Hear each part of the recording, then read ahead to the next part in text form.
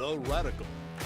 Fundamental principles of freedom, rational self-interest, and individual rights. This is the Yaron Brooks Show. All right, everybody, welcome to Yaron Brooks Show on this, what is it? It's a Saturday. Hope everybody's having a fantastic weekend. It's been a while, I know. Some of you were complaining, I saw. But I'm back. Here I am. You got a show. Don't complain. I was traveling, as I think many of you know. I was in Costa Rica at a conference, speaking at the Ironman Center Latin America conference. I was in Mexico, speaking at another Ironman Latin America Center conference. Fantastic events, really fun, really good. Costa Rica, probably about 70 people. In Mexico City, I don't know, anywhere between any given point between 100 to 250 people in the audience. During the day, it kind of fluctuated, but yeah, two fantastic events. Sorry I didn't do any shows from the road. It was, I don't know, there was just a lot going on, and really couldn't find the time to do it. So that's what happens when you're on the road. It's you have good intentions, but they don't always come to fruition. So I apologize for that. In terms of the new formats, I will be starting on the, what do you call it, the daily news briefing shows, short shows in the morning, every day, every weekday. I will start that on Monday. That'll happen starting this coming Monday. I expect it to be at about 11 o'clock East Coast time, but stay tuned. It might fluctuate a little bit from day to day, given my other things I've got on my calendar. So that is yet to be determined. I will also be doing shows in the evening as well. There'll be a show tomorrow, and then we'll see during the week exactly what days we'll do it. This week, of course, is also complicated by the fact that it is Thanksgiving. So there definitely will be a Thanksgiving special show, probably either the day before Thanksgiving or the day after Thanksgiving. I still have to work on that. Any other logistical stuff? Yeah, and the week after that, I'll be traveling again. So this the daily shows will get disrupted until December, where I'll be here for a whole month. And then starting December 3rd, I'm here for the whole month. And we can get on a nice schedule, and we can see if this works, and if you like it, and if you're willing to support it financially. And yeah, we'll see how much value we create. And based on that, we'll decide what we're going to do,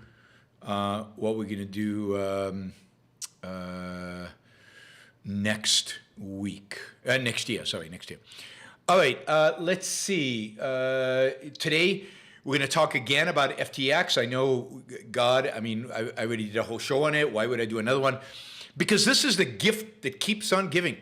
Particularly, what's his name? SFB, something like that, right? Sam? No, SBF, FB. Anyway, it doesn't matter. Sam, the former CEO and owner of FTX, just as the gift that keeps on giving. I mean, it really is amazing. The stuff he says in interviews, and he did a Twitter interview with a Vox reporter, which was just fascinating. And it's a fantastic opportunity to talk about altruism, maybe about effective altruism, certainly about virtue signaling, and about, most importantly, I want to talk about today, is the relationship between altruism and pragmatism. So why altruism almost necessarily in business leads to pragmatism, and pragmatism often leads to the kind of fraud we've seen here at SBF. We'll try to get some of SBF's own words in how he describes what happened and what he did. I think some of what he says confirms what I told you in the show I did on FTX. So we'll talk about that as well. So we'll get some confirmation on kind of my view on how the fraud kind of happened. Yes, I think that's good. Let me just try one thing here, just because, let's see, visit source. see if I can see this better. I can't see his tweets that well. Oh, much better. Okay, there we go. Okay, let's see. So before we get to that, let me just remind everybody quickly what you already know. That is that you can support the show while you're listening live by Super Chat. But of course, the advantage of doing that is also that you can ask questions and I can answer those questions and we can get into discussions via the Super Chat on different issues. So I think it's a real value to you, the Super Chat, and of course a value to me. So we have a goal for the Super Chat, $650. We have made that goal and exceeded that goal in the last few shows. So let's keep that up. The goal for the shorter shows will be $250. Those of you who don't listen live, who listen on the podcast or listen on YouTube later, those of you in YouTube, there's still an applause button down there where you can make a financial contribution to the show whenever. So it's like a Super Chat, just you don't get to ask a question, but you at least get to support the show, value for value. And of course, those of you who would like to support the show, you can also become a member on YouTube. And next month in December, I will do the first members only show. And then you can also support the show, of course, monthly on Patreon, Subscribestar, Locals, and then YaronBrookShow.com/support. I think those four, and if those four somehow don't work for you and none of them is acceptable, we can arrange a Venmo as well. Although Venmo is owned by PayPal, so I don't see that. Anyway, I will, and if you want to give me crypto, I'll take Bitcoin and Ethereum, I guess, as long as you teach me how to sell it immediately and show me how to do it, because I don't want to be stuck with any of it. All right, let's see. All right, so there's an elephant in the room. Michael H. claims. So let's get the elephant in the room out of the way. I hope a bunch of people don't stop listening live once I answer this question. But let's do it so that it doesn't, bother you from listening to the rest of the show. This is not the topic of my show.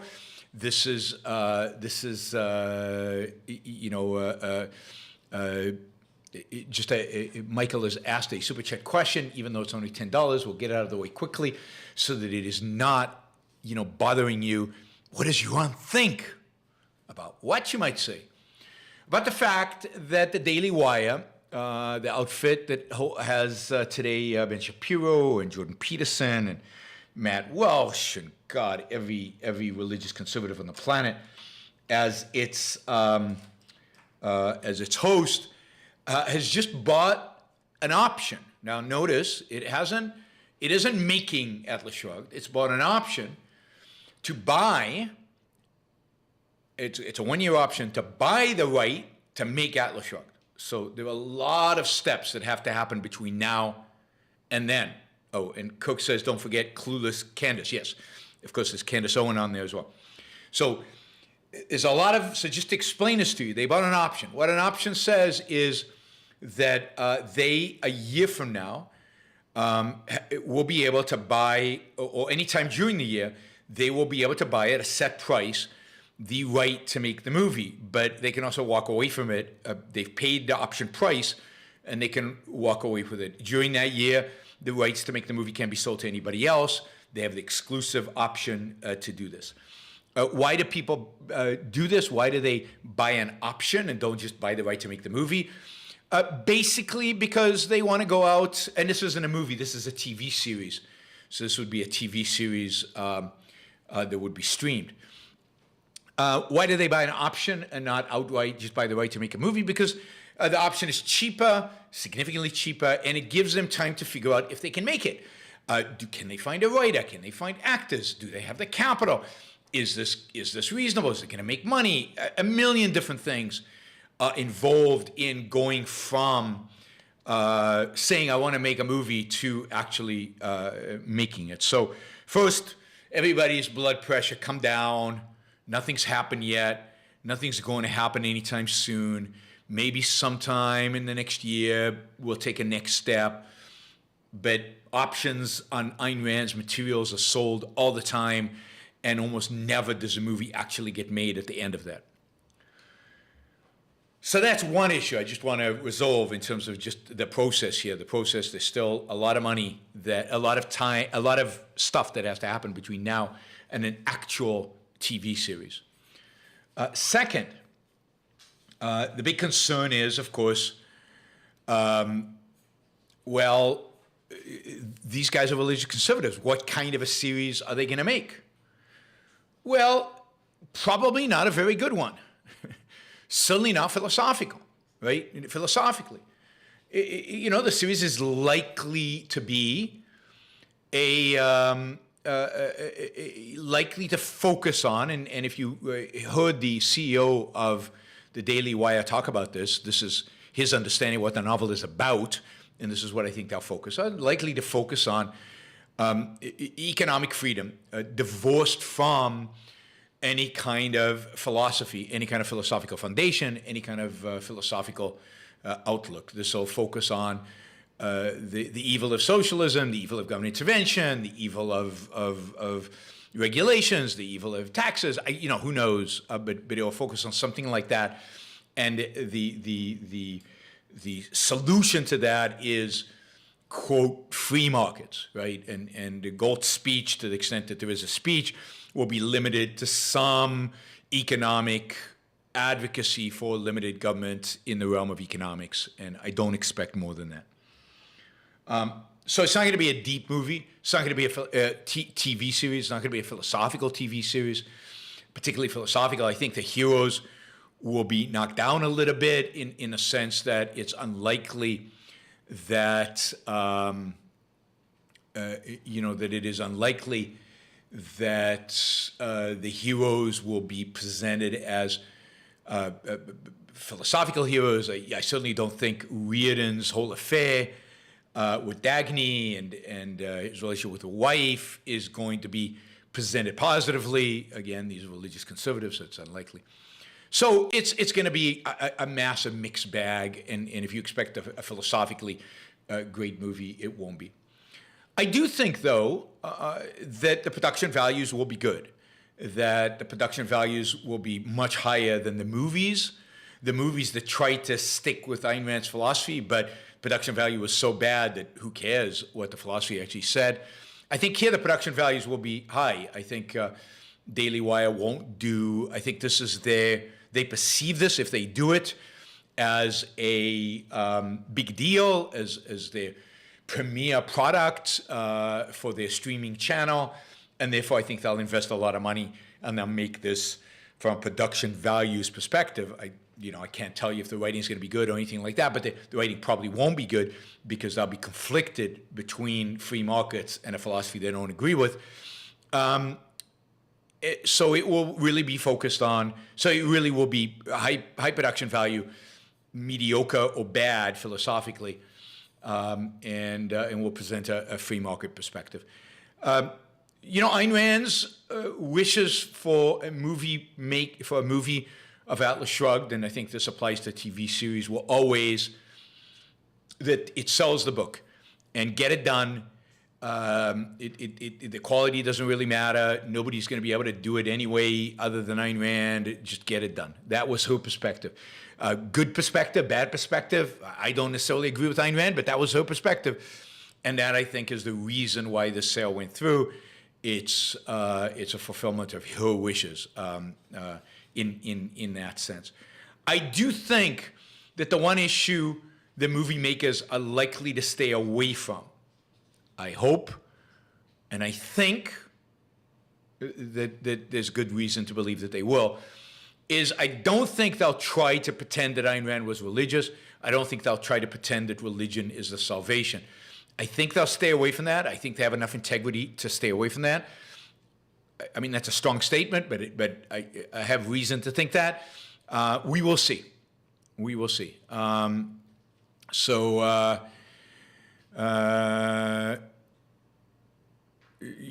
see how that plays out. But that is the real danger. The real danger, there are two real dangers here. That the filmmakers make Ayn Rand out to be a religionist, that is the philosophy behind free markets is some form of religion, or that they make Ayn Rand out to be a libertarian. And let's hope that neither one of those two things happen. But other than that, let's wait and see. I don't know where this goes.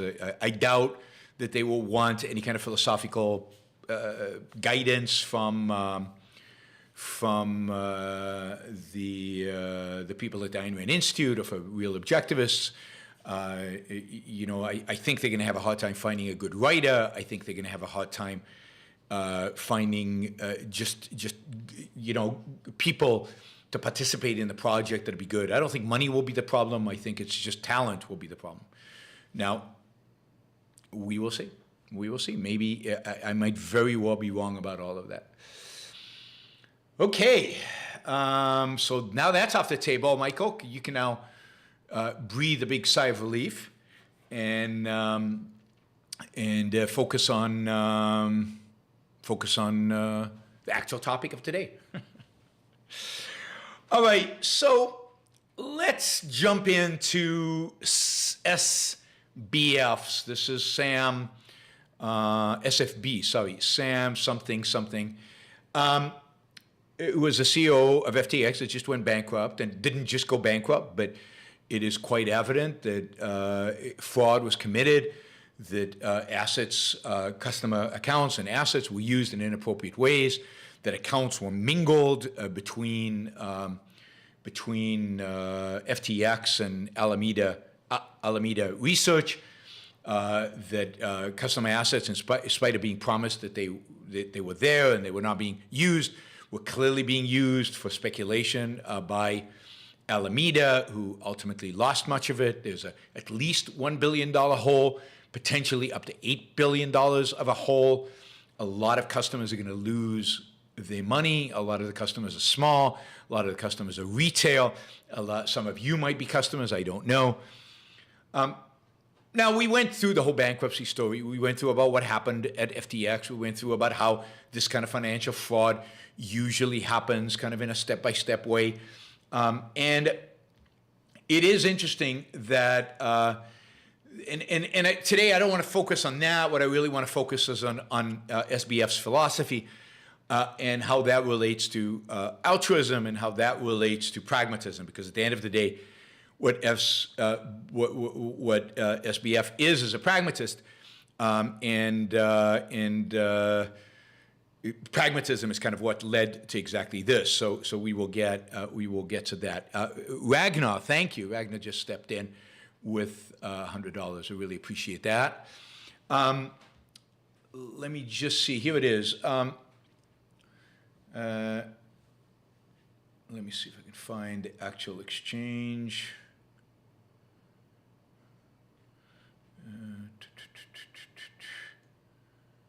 Yep.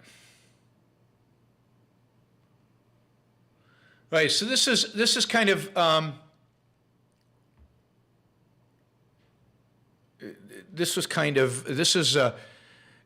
first want to describe. I first want to go over like what I told you. The process is you do something small, and then you try to cover it up, and then you do something small and you try to cover it up. But it's all these small steps, and suddenly you've got massive fraud on your hands, and you don't even know you did it in some sense. I mean, you knew you evaded. You knew every little step was fraudulent, but you never thought it would get out of hand. And I just want to show you that that this is exactly what happened with SBF. So this is the interviewer asked him. This is all happening on Twitter. This is an interview that happens on Twitter, and it's been confirmed that this is really SBF answering. And I'll be quoting this interview later as well. The interviewer asked, you tweeted some stuff like, "We never invest your deposits." That was BS, right? And SBF says, it was factually accurate. Interviewer says, huh? But like the deposits were totally not there, or do you just mean technically it was Alameda? FTX, correct, he said, it was in Alameda. And the interviewer says, so FTX technically wasn't gambling with their money. FTX was just loaned their money to Alameda, who had gambled with their money. So it wasn't FTX gambling, it was Alameda gambling, and lost it. And you didn't realize it was a big deal because you didn't realize how much money it was? So SBF says, yeah, he didn't realize how much money it was because all of these were supposedly small transactions. And we'll get to that. There was literally zero accounting, monitoring. He says, and also thought Alameda had enough collateral to reasonably cover for it. Again, no accounting. And how did he think this? And what kind of evasion did he go through? So the interviewer says, I get how you could have gotten away with it, but I guess that seems sketchy even if you get away with it. SBF says, it was never the intention. Sometimes life creeps up on you. And they go on. Was the Alameda thing when Luna crashed, and SBF says, messy accounting and margin exchange, position buildup over time, though in retrospect, Luna crash was a lot to do with it. But messy accounting, I didn't realize full size of it until a few weeks ago. If you could do it all over again, would you just be more careful accounting, never touch customer funds, never go into crypto? SBF says, more careful accounting, plus offboard Alameda for FTX separate the two once FTX could live on its own. So what he's saying is, I didn't know. I didn't know it was so bad. It crept up on me. It was all these little steps, and everything imploded. And it turns out that, the accounting was pretty, unbelievable by any measure of what accounting is. I mean, here's what the CEO who's going through the bankruptcy says about it. And this is a guy who's been around and this is a guy who did the Enron bankruptcy. So he was the lawyer that kind of unwound Enron. And he says, quote, never in my career have I seen such a complete failure of corporate controls and such a complete absence of trustworthy financial information as occurred here. Never in his career. This makes Enron look like nothing, right? That's pretty amazing. Pretty amazing. He says, I do not believe it appropriate for stakeholders or the court to rely on the audited financial statements as a reliable indication of financial circumstances of these companies. So the audits are no good. Now, there are at least two, maybe more, accounting firms that are going to get into big, big trouble because they audited this and they cleared FTX. Now, if you remember, Arthur Andersen, at the time, one of, if not the largest accounting firm in the world, went bust because of shoddy auditing, right? He continues to say, in the Bahamas, I understand the corporate funds of the FTX group were used to purchase homes and other personal items for employees and advisors. I understand that there does not appear to be documentation for certain of these transactions as loans, and that certain real estate was recorded in personal name of these employees and advisors on the records of the Bahamas. And then he says, the debtors did not have the type of disbursement controls that I believe are appropriate for a business enterprise. For example, employees of FTX Group submitted payment requests through an online chat platform. Can you believe this? A chat platform where a disparate group of supervisors approved disbursements by responding with personalized emojis. So, unbelievable. Now, one of the lessons learned here, and we'll get to the moral lessons in a minute, but one of the lessons learned here, and I think is an important business lesson for those of you who want to go into business, those of you who are in a startup, those of you who want to start a business one day, or in a startup right now. And I hate to say this because I'm not a fan of this profession, but it's crucial. Accounting matters. Let me say that again, because from a finance guy, this is pretty shocking. Accounting matters. Procedures matter. It's a way to keep track. It's a way to record what is going on. Now, I don't know that FASB is the right accounting, or that the government-approved accounting system is the right accounting. It's probably not for every company. But accounting matters. It keeps track of where the money is. It allows you to figure out what's going on. I mean, SBF clearly didn't use accounting, didn't believe in accounting, didn't do accounting, didn't look at accounting, and therefore didn't know what was going on in his own business. Accounting makes it possible for you to figure out what's happening to hold people accountable. Now, accounting, the reason, as a finance guy, we look down on accounting. Accounting is about history. And to some extent about the present, but it's about history. But history is crucial because history provides you the knowledge of what has happened in the business, what has happened in the company, how much are our liabilities, how much debt do we have, who have we loaned money out, who owes us, how much do they owe us, why do they owe us, are they going to pay it back? And accounting allows you to hold people accountable. Accounting also tells you where the funds are going. Oh, why are people buying homes with the money? Why are people buying personal assets with the money? But if there's no accounting, the money goes wherever. And then who knows what the auditors do? Now, there's also, I've been reading a bunch of articles about all the red flags that this presented. And that's a whole other question. And I'll get to, I think, the answer to this question. But the whole other question is, how did they get away with this? The auditors turned a blind eye to all of this. It's unbelievable that there's audited financial statements when this guy is saying there are no financial records, really, the emojis. But also, how did investors, sophisticated investors, smart investors, big investors, investors who usually do many rounds of due diligence and interviews and really invest in figuring out if the business is a real business, how did they get conned? How did they invest? I mean, invest billions of dollars. Sequoia Capital alone, something like $250 million.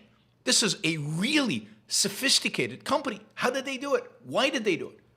Is it just that they were blinded by the, I don't know what to call it, but the bizarre potential of crypto? Or was it they were blinded by SBF? And part of being blinded by SBF was to be blinded by the perception of his quote morality, which we'll get to. Okay, Colleen says, I have to answer this question. Colleen says, why aren't you a fan of accountants? Some of us are awesome. Okay, let's be very clear. I love some accountants. I've known some amazing accountants. I had people working for me at the Institute. They're phenomenal. They did an amazing job. I could have run the Institute without them. My tax accountant is amazing. I love the guy. Who was my tax accountant when I lived in California.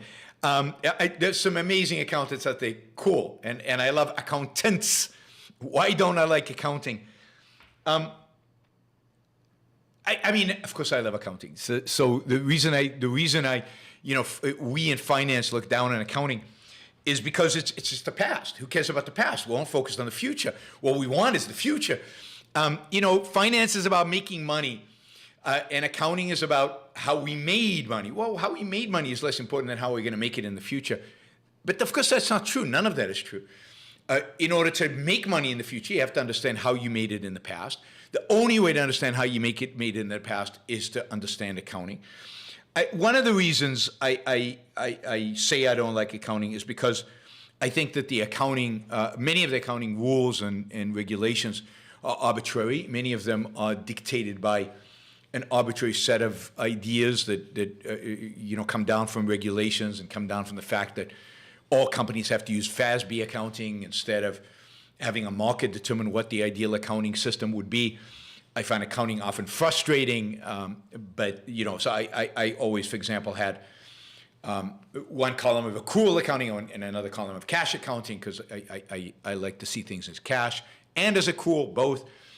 But it's the fact that accounting is backward-looking and finance is forward-looking. But no, I don't really not like accountants. I love accountants and I love accounting. But in finance, again, the general tendency is to look down on accounting because, again, it's backward-looking. All right, so Colleen, don't take it personal, please, please. All right, so let's talk a little bit about Sam. Sam, if I can call SBF Sam. It's much easier to call it Sam than SBF. And the whole SBF thing is a little pretentious. Right? How many people go, we should just call me YB. Hey, YB. I don't know. It's just a little weird. So SBF is, and I did it, right? Sam is an interesting character. because he is and presented himself as super intelligent, super intellectual, and presented himself clearly as somebody who presents a moral front, and somebody who presents and argues a moral argument, and somebody who's pursued his career following, at least in his mind, following a particular moral agenda, a particular moral code, a particular moral direction. And that makes him interesting. Now, on top of that, it's interesting that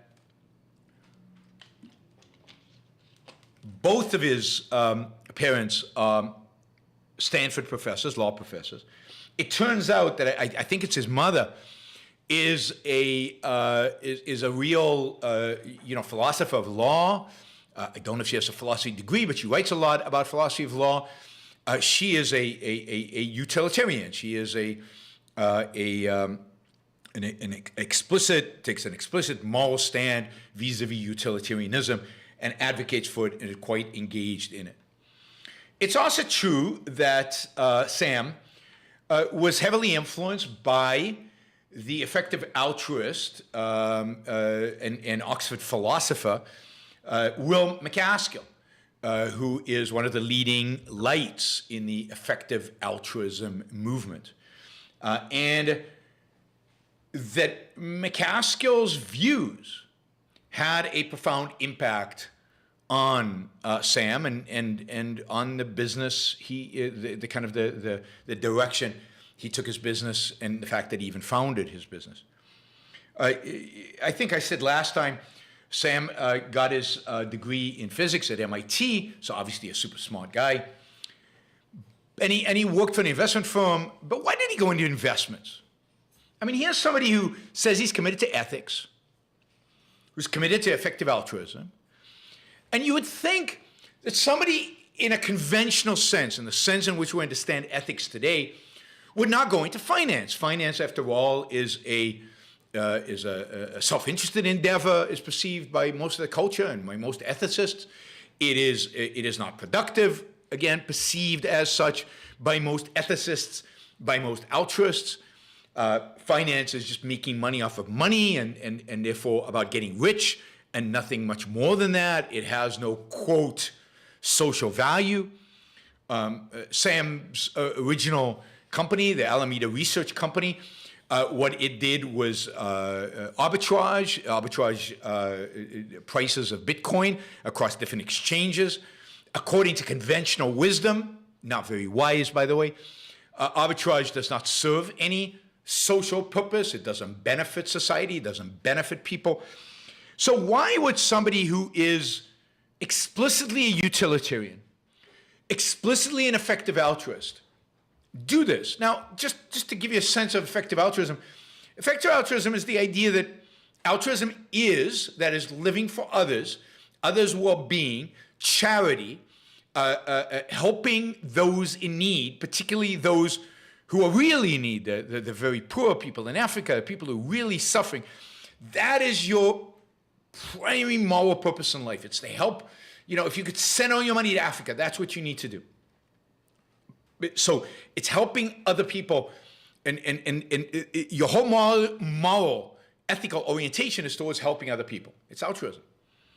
What is effective about it? Well, it's effective in a couple of senses. One is they're trying to do it well. That is, they do a lot of research into which philanthropic organizations are well run, which ones have an actual impact on poverty, which ones actually do a good job with the poor, with the suffering, which ones actually allocate the resources well. Or so there's, and there are algorithms, and they put a lot of thinking into it, and they do a lot of statistics analysis about this, and they really do a lot of due diligence on figuring out what are those charities, what are those programs that really help the poor the best, and we're going to give money to them. And then they also are very cognizant of the fact that charity is hard for people, that unfortunately people are wired to be immoral, that unfortunately people are wired to be self-interested, and therefore people will not give to charity just freely and openly. So what they encourage people to do is just make it into a habit, turn it into a habit. I mean, the Catholic Church figured this out a long time ago. It's called tithing. And what the effective altruist says is just take a certain percentage of your income every month and just send it to a charity of your choice, a charity that you've chosen based on it being the best, that it being effective. But don't wait, don't trust that you'll think about it, remember it, just do it, just set it up as an automatic transfer every month. And the amount can vary. I think the common amount is 10%, tithing. Christianity is everywhere. You can't get away from the church. And just give 10% every month. So it recognizes kind of, quote, what they consider human nature, which is not to be altruistic, supposedly, according to them. And at the same time, it tries to seek the most effective ways of having an impact on the world, on the world. Of course, business to them is not very effective, although I have seen effective altruists consider the idea, maybe actual business work is the most effective thing to do, right? Maybe business work, maybe business through trade, win-win transactions is the way to really change the world. They consider that, but they almost never pursue that because, for obvious reasons, business is just, it's too win-win, right, for an altruist. You're benefiting from it, and that just doesn't seem right for an altruist, although the effective altruists struggle with this. I'll give them credit for they at least try to engage with something like this. So given that what you're supposed to do with your income is figure out the best charities, you're supposed to give until it hurts, give as much as you can. Why did SBF go into finance? How is finance legit as a moral endeavor when it's zero sum and everything we talked about? And this is another aspect of effective altruism, at least according the way SBF understood it. And I think the way McCaskill, who is kind of, after Peter Singer, probably the #2 popularizer of effective altruism in the world out there, I think at least it's what McCaskill has suggested in his writings and in his talks, although he is now denying that it is. This is the logic. If you are really smart and you have the ability, then you could go to work for a nonprofit and you would make a difference. But that difference would not be commensurate with what you potentially could do if you went into a different career, like in finance, made a gazillion dollars, and then contributed it to the charity. So basically the idea is that you should sacrifice your interests, your passion, what you really want to do, and go into a career, and you should choose that career based on the career where you can make the most money. Because once you make the most money, you can take that money and do, quote, good with it. Now, of course, there's no recognition of the fact that making money is itself a good. Making money is a sign that you've made an impact on the world, that you've changed the world, although that's questionable in crypto. But usually, the idea is you go into a trade, investment banking, crypto, whatever it is, to make as much money as you can so that you can give as much of it away as possible so that you can really have an impact on the world. And SBF claimed this is exactly what he was doing. The reason he went into crypto was to make a gazillion dollars, and he committed publicly that he was going to give 99% of it away. 99% of it away.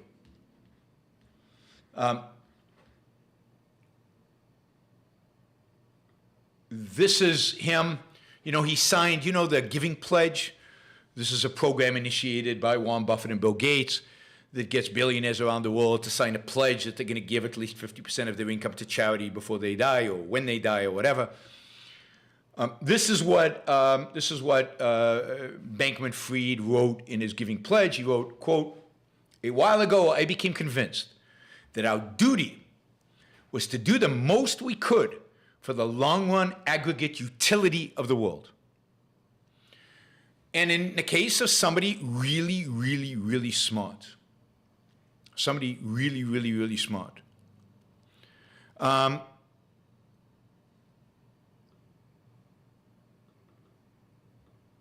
that means it's utilitarianism. So it's whatever good is good for the world out there. That means making the most money you can. At least that's one interpretation of what it means, and therefore that's what Sam did. And indeed, he founded in 2021. He founded the FTX Foundation, which supports causes such as improving animal welfare, fighting global poverty. Animal welfare is a big deal for effective altruism, and funded research and projects that would improve humanity's long-term prospects through the foundation's future fund. So there's a future fund that looks the long-term projects. Effective altruism also claims to be able to predict the long-term problems that the universe or that human beings face and invest in solving those problems. We can't do that through business, they claim.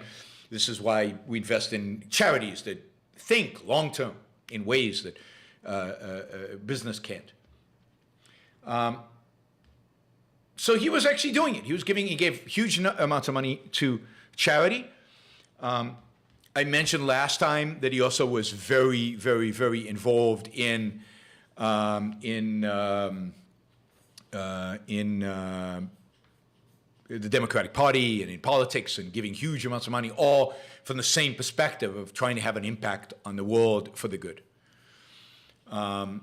I'm gonna take the super chat question just because it's relevant and it's a good point right now to talk about it. But Doron Regev says, "Love your show. Thanks for what you do. I think effective altruism is a wonderful idea and philosophy. Unfortunately, humans corrupt everything. Sam Harris had a good podcast on this." I think everything you just said. Thank you for the support, Doron, and I'm really happy you love the show. But on this show, you only get the truth, and you only get my perspective on the truth. It's the exact opposite. EA is a horrible idea, an evil philosophy. And because it is an evil philosophy, humans are corrupted by it, and bad things happen. And that's exactly what I want to talk about today. So this is exactly... I want to talk about how altruism, effective or otherwise, is corrupting, is destructive, particularly for business people, particularly for people who make money. Any philosophy, any philosophy that tells you you have a moral obligation to others is a moral obligation, a moral duty to others is undermining human life. And therefore, bad and wrong. But how does it play out? So imagine you're somebody who has a certain passion, crypto or otherwise, and you go and start a business. And the business makes money, and it makes money for you, and it makes it possible for you to live a good life. But at the same time, you know that your moral purpose in life, that morality itself is focused on other people, is helping other people. It's about giving to other people. It's about sacrificing to other people. And yet you're having a good time. You're living well. Indeed, morality of altruism would actually tell you that profits are selfish. The pursuit of your own ambition and your own passions are immoral because you should instead be focusing on other people. You should instead be giving till it hurts. So you are living this conflict. You're living a conflict. Altruism creates this conflict. It creates a conflict between your call it self-interest, even though I don't think it's fully self-interested because I don't think it's necessarily rationally thought out, but it's your your interest in surviving, your interest in thriving, your interest in having fun, your interest in doing interesting things, your interest in pursuing your passions, your interest in making money. It puts that in opposition to goodness, virtue, morality. And there's a clash. And something has to give. Something has to give. Now, what is morality? Morality is an idea of principles. Principles that guide your long-term actions. Principles that guide your long-term actions in pursuit of, quote, the good. So morality is a system of principles that helps you navigate life to achieve good outcomes and avoid evil outcomes.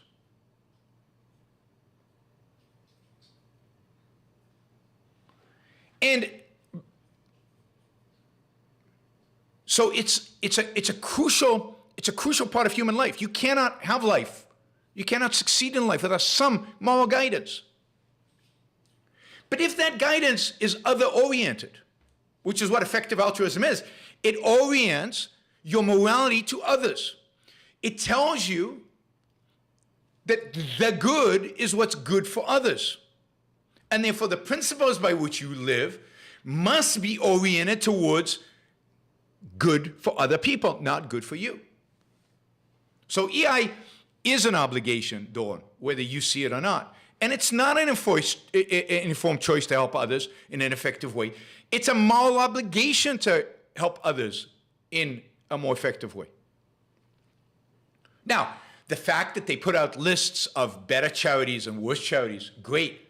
But that's not what it's about. That's not the moral basis of it. That's not the life guidance that it's providing. All you have to do is read Peter Singer and read McCaskill to see that. You need to structure your entire life according to effective altruism, in pursuit of these charities and the good of other people. And look, we all want to be good and we all need guidance. Life is complicated. We all believe that goodness is a good thing. So we have a choice as business people. We can either be good or we can be good business people. But at the end of the day, deep down we know, if you're an altruist, effective or otherwise, that you can't be both. You can't be both.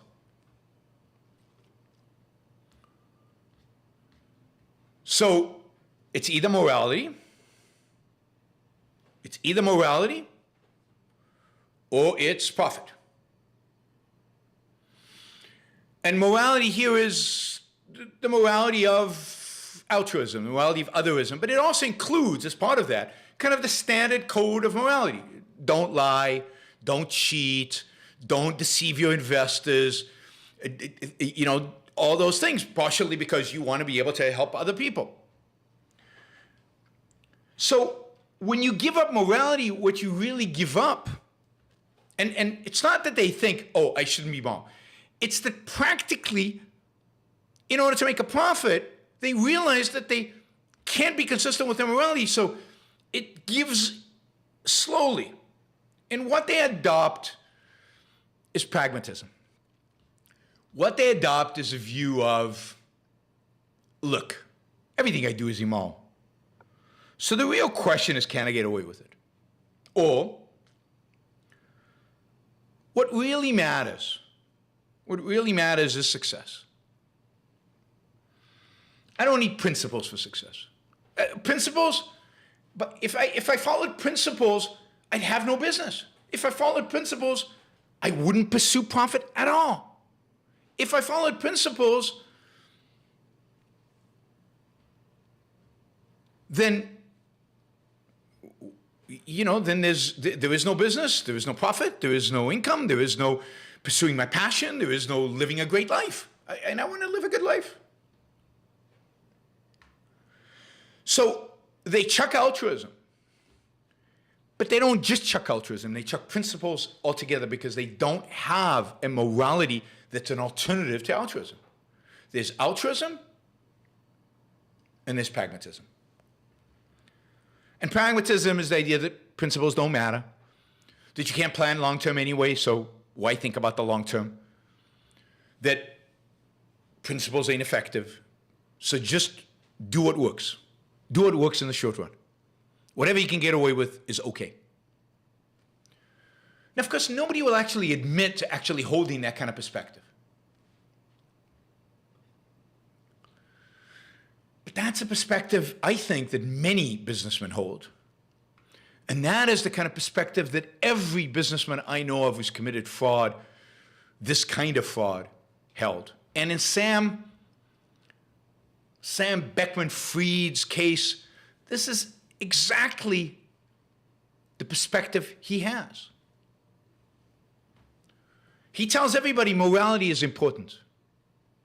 He tells everybody morality is crucial and that we are going to be a moral company and I am doing this for future generations and I am doing this to sacrifice for everybody else. But he also knows that none of that is true. He's pursuing this because he loves the money. He's pursuing this because he's having fun. He's pursuing this because he wants a productive activity. He's pursuing this, wants to make a profit.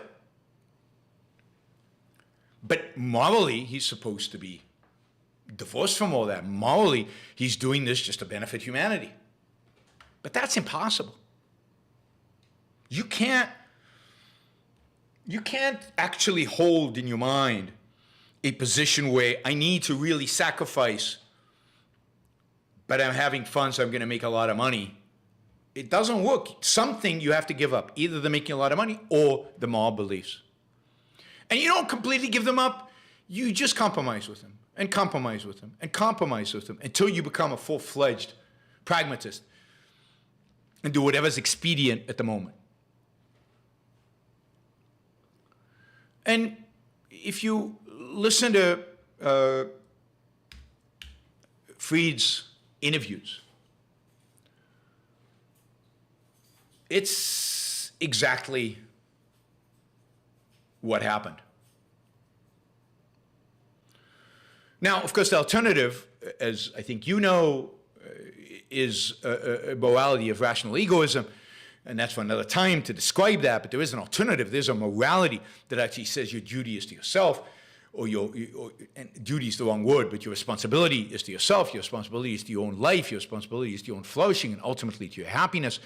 Your responsibility is to follow morality, but morality is a code of values and a code of principles to guide your life towards success, towards flourishing, towards the good, towards success,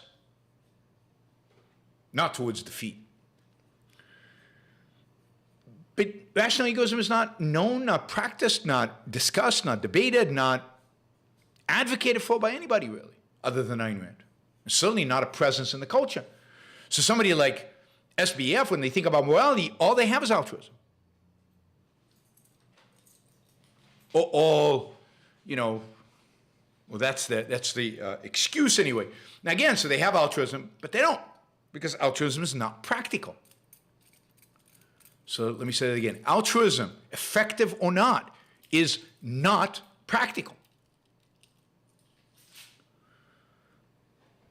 You cannot actually live your life based on altruism.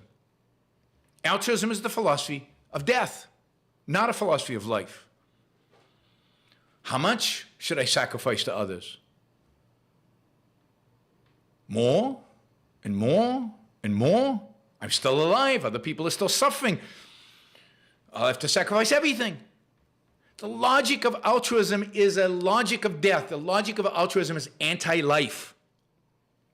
Effective altruism doesn't change that. It just tries to make it more efficient. But it's still the logic of death. It's still the logic of anti-life.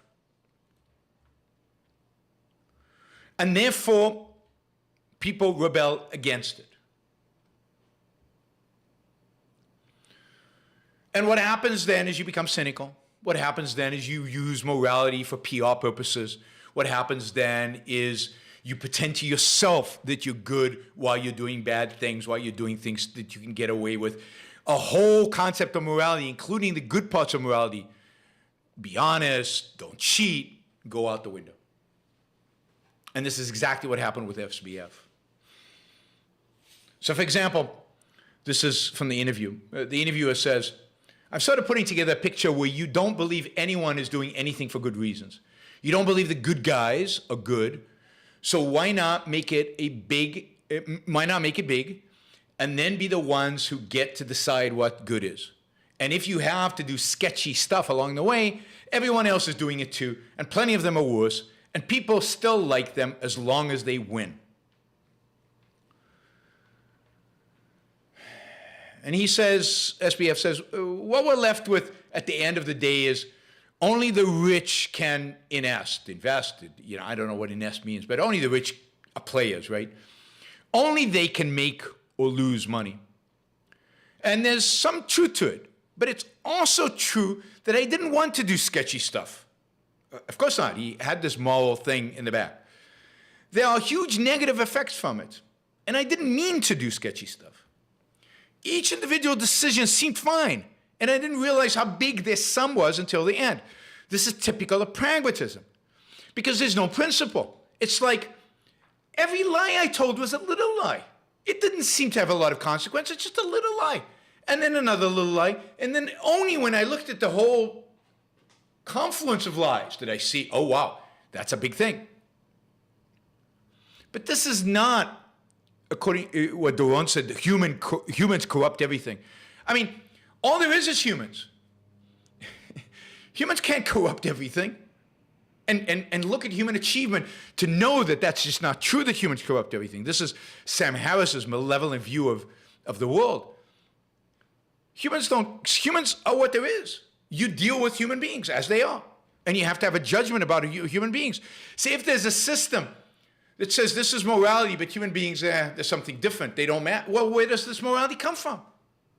Shouldn't morality fit what human beings are? If this morality is good for aliens that we invent, for the Borg, well, but that's irrelevant because we're dealing with human beings.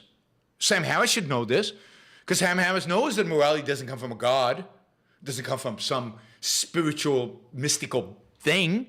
So morality has to come from nature. The nature of what? The nature of human beings. So if we don't get the nature of human beings right, we're not going to get morality right. One of the big issues in altruism, that they don't really think about the nature of human beings when they think about morality. They take Christianity as is. Sam Harris certainly does this. He takes the morality of Christianity and then rationalizes it. Doesn't challenge it. Doesn't question it. Doesn't bring in the question of what are human beings and what is an appropriate morality for human life. It's not what he does. And in that sense, he's a Christian. In a weird kind of way, right? The ultimate altruist, when it comes to morality, is a Christian. Let me just find this other. So this is continuing the conversation he was having. I was just listening to a conversation we had this summer about whether you should do unethical shit for the greater good.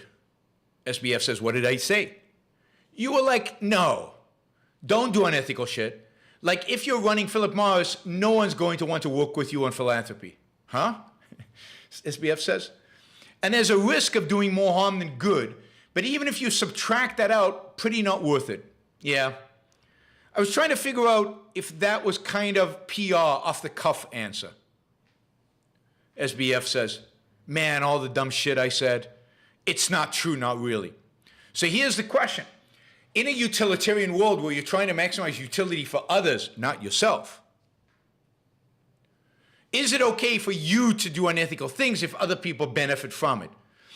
And in the previous interview, SBF had said, no, at the end of the day, me doing unethical things will make it impossible for me to help other people, so it's not good even from a utilitarian perspective. And now he's saying, man, all the dumb shit I said, it's not true, not really. Yeah, I thought you might not be. So SBF goes on. Everyone goes around pretending that perception reflects reality. It doesn't. Some of this decade's greatest heroes will never be known, and some of its most beloved people are basically shams.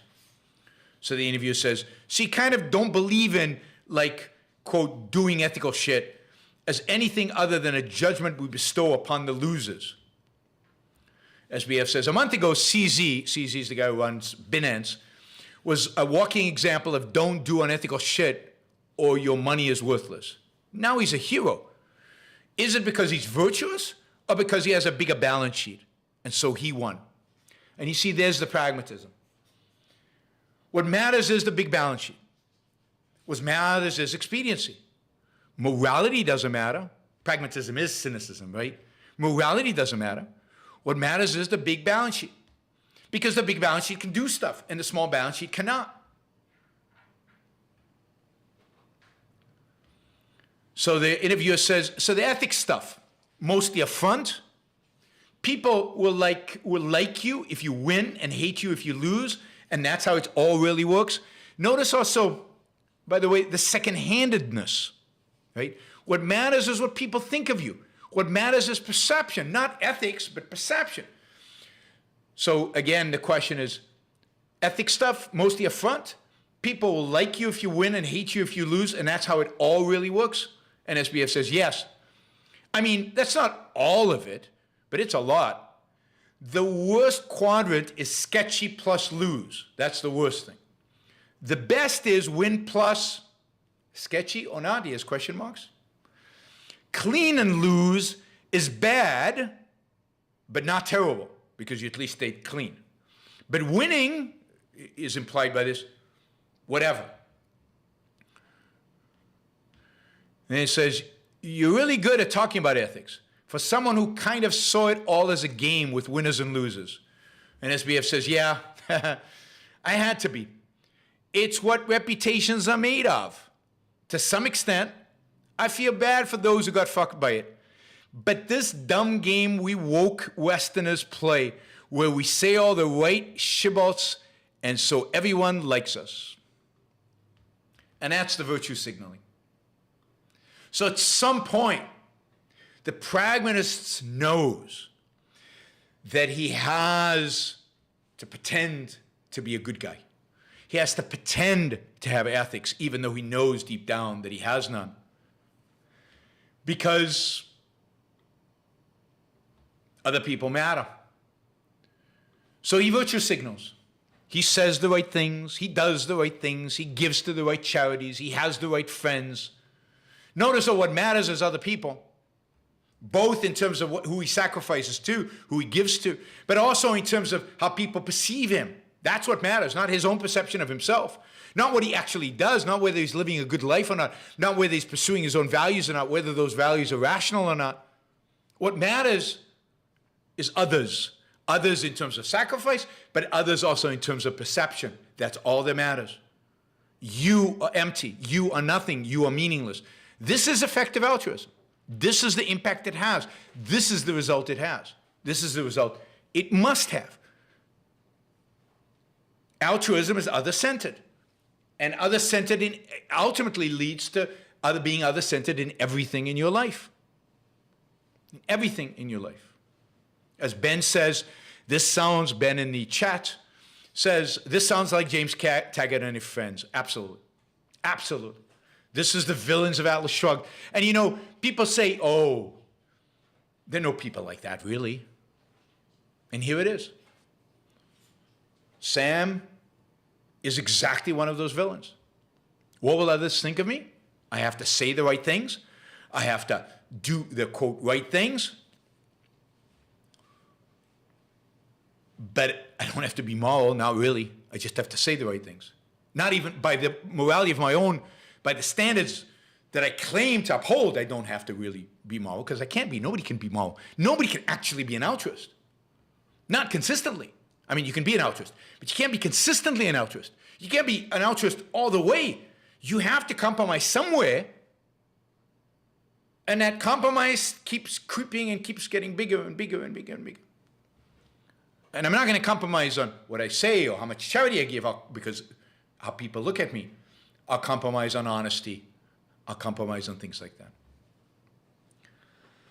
So I thought this was a great real-life example of the way altruism becomes pragmatism. A great real-life example of virtue signaling as a pragmatist, which is what pragmatists do, because if you say, no, I believe in, I'll do whatever it takes. I'll get away with whatever I can get away with. I mean, the only pragmatist I know who says it that way, is Donald Trump. If I win, and by the way, Sam sounds like Trump. I mean, Trump's whole attitude is, if I win, it doesn't matter how I won. It doesn't matter what I did to win. It doesn't matter what lies I told to win. The only thing that matters is that I win. It's interesting. For a loser, that's an interesting perspective. Sam is basically saying the same thing. What matters is winning or losing. Everything else is just pretense. Everything else is just a facade. Everything else is virtue signaling. Everything else is just virtue signaling. No, Sam hates Trump, right? And that's pragmatism. And that's what, in the case of some people like Trump, I think altruism is just, he was always a pragmatist, and I don't think he pretends to be moral. Sam started out committed, I think, to these ideas of effective altruism, thought it was a great idea, played with it, held it in his mind, funded books about it, and then tried to embrace it, discovered the contradiction, abandoned altruism for pragmatism, but continued to virtue signal altruism throughout. That's my story about Sam, and for now, I'm sticking to it. All right, let's see. Good. I hope you found it interesting and valuable. I think it is. I think the more you understand what altruism is, the more important, the more you will appreciate the alternative, the real alternative, Ayn Rand's alternative, which is egoism, a proper understanding of egoism. I think the more you think about altruism and you identify its evil, and again, don't buy into people having effective altruism or rational altruism or any altruism. Altruism, qua altruism, is evil. It is the force that is destroying the world. It is the force behind statism, behind nationalism, behind socialism, behind communism, behind fascism. It is the excuse for murder. It is the excuse for war. It is the excuse for the most horrible things man has ever done. Altruism is the enemy. It is the source of all of our problems. All of our problems. So we should reject altruism in every single form. Your purpose in life is to live. That doesn't mean you don't, and let me just be clear here. Altruism does not mean helping other people. Altruism does not mean being charitable. Altruism does not mean making the world a better place. Indeed, capitalism makes the world a better place better than altruism. Self-interest makes the world a better place better than altruism. Altruism means self-sacrifice. That's what it necessitates.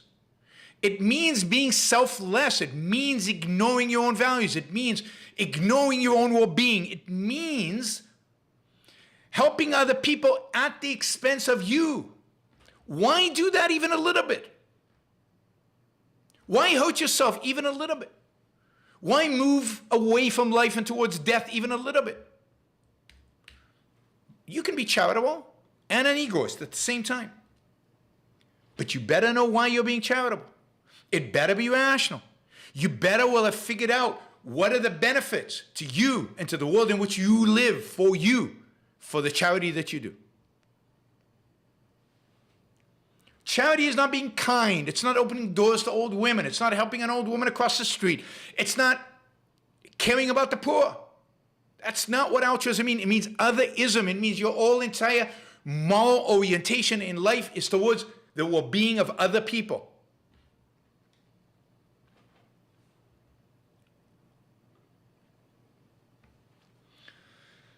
So, it's really, really important we use these terms right. So, again, there's no such thing as balance between life and death. There's no such thing as a balance between poison and healthy food. life should be pursued consistently. And if you find that charity is consistent with your pursuit of life, do charity. If you find working for a nonprofit consistent with human life, I did, then do it. If you find helping your neighbor when he's in trouble consistent with your life, do it. But to do things that hurt your life, to do things that get you closer to death, to do things that get you closer to self-destruction, to give up stuff for no benefit to you, that's just moving towards death, and that's evil. That's wrong. Why would you do that? So there is no such thing as balancing otherism with egoism. It's either you or them. Now we know that if it's you, then what do you want to do? You want to trade with people. You want to create values and trade. And that trade benefits other people. We know that we as individuals, because we value life and because we value our own life, we value life, are very charitable and very benevolent towards other people. Not all other people. Some people I won't help. Won't help. Some people I'm happy to help. It depends. And I'm not sending money to Africa. I don't care how good the charity is. Plenty of issues I can deal with right here at home that are relevant to my life. Africa is not very relevant to my life. Sad as it is what's going on over there, I would not give a dime to a charity that invested in Africa, unless it was an ideological charity. Because it's far removed from me.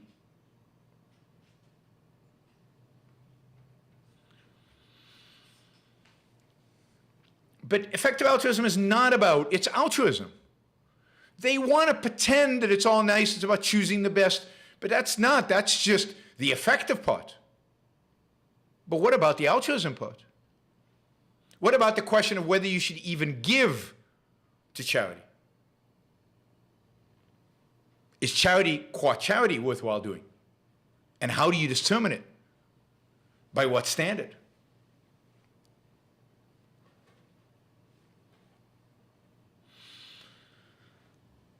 All right. Now, again, let me encourage everybody, because I know there are a lot of you who haven't read Ayn Rand, and I want to encourage you all to read Ayn Rand. And it's really, really important that you read Ayn Rand, not for me. I mean, it is for me too. And not for the world. It is for the world too. But for you. I think the most egoistic thing you could do, the most pro-life thing you could do is go read Ayn Rand. The Virtue of Selfishness, the whole book, essays about different aspects of what it means to be egoistic and what altruism means. Of course, Atlas Shrugged and the Fountainhead. Fountainhead is a great illustration of what egoism actually means. And what an Atlas Shrugged, think about the character Reardon and see how altruism, in a sense, eats at him, in spite of him being such a courageous moral character. So, yeah, please go out there and read Ayn Rand. All right. I think... Let me just take a few questions that might be relevant in the 20-plus category to this discussion. Jennifer says, might some people mistakenly think pragmatism is useful because they think they are taking context into account?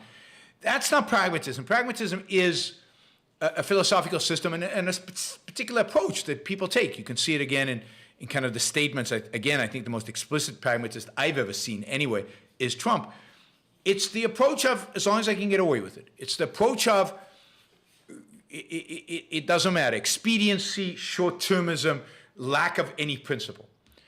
And the idea of getting stuff done, the idea of taking context into account and getting stuff done is more being practical. And being practical is fine. There's nothing wrong with being practical. Being practical is not a philosophical agenda. It's not an approach to the world that dominates. Being practical is getting stuff done, but getting stuff done not necessarily just in the short run. In the long run, it's taking reality and facts into account. To be pragmatic is to avoid principle. To be pragmatic is to avoid the long term, on principle. if such a thing is possible. So I think a lot of people use pragmatism in the wrong sense. A lot of people use pragmatism innocently, but that's what pragmatism actually means.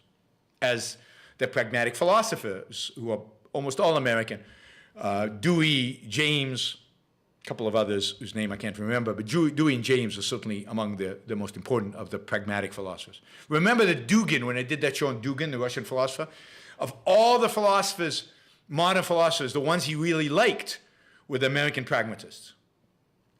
And there's a reason for that.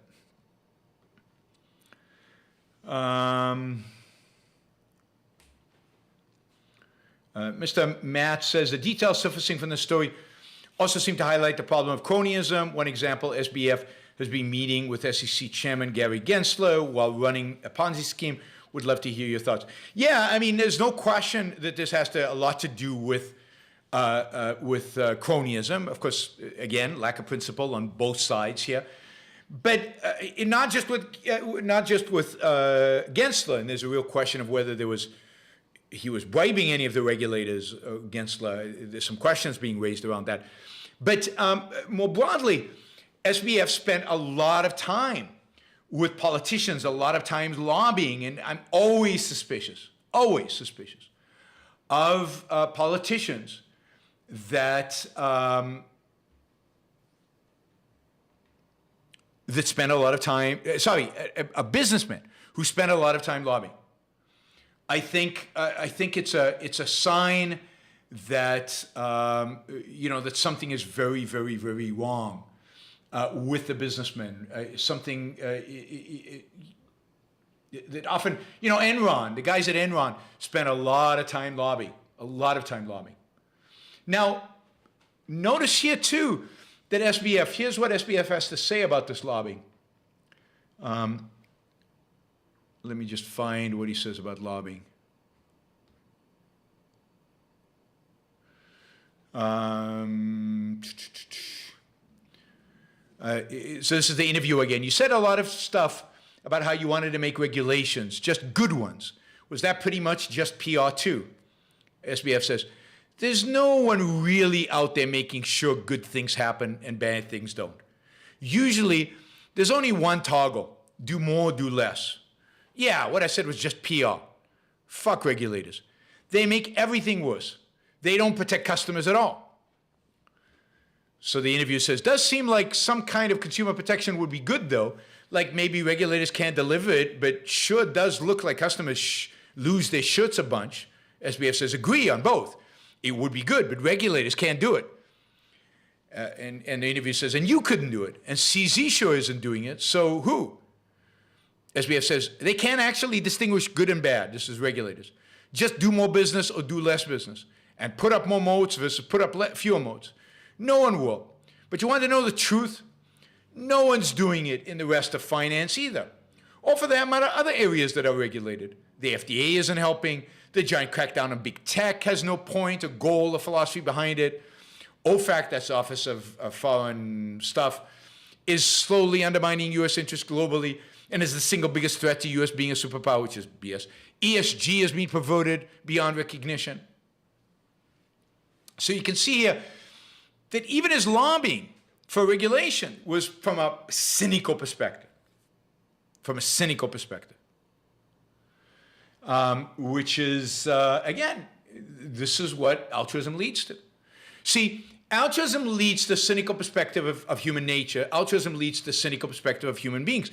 Because if you set yourself up with a morality that's impossible to live by, or if you set up with a morality that is painful to live by, that is, if morality equals pain, which is what Christian morality is, morality equals pain, then you become cynical. And what you discover is you can't live by that because you don't want to feel pain. So you're cynical about morality, which leads you to be cynical about human beings. This is Sam Harris. He believes, whether he'll admit it or not, that morality equals pain. He doesn't want to live through pain. He's rational enough not to want to live through pain. He sees people around him, none of them are living with the pain that involves altruism. So what does he do? He gives up not on altruism.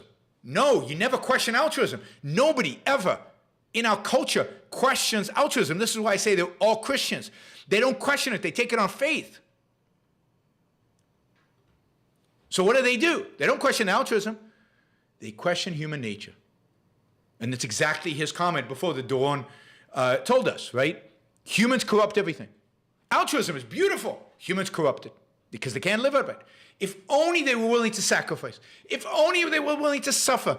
If only they were willing to put the interests of other people above their own. They're not these selfish, horrible human beings. So out goes human nature. Human beings are corrupt.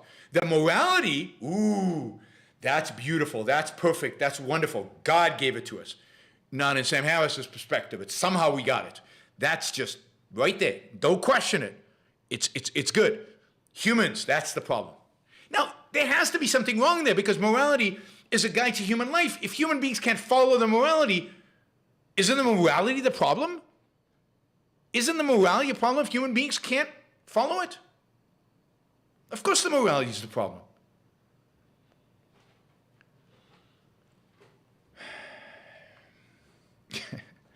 All right.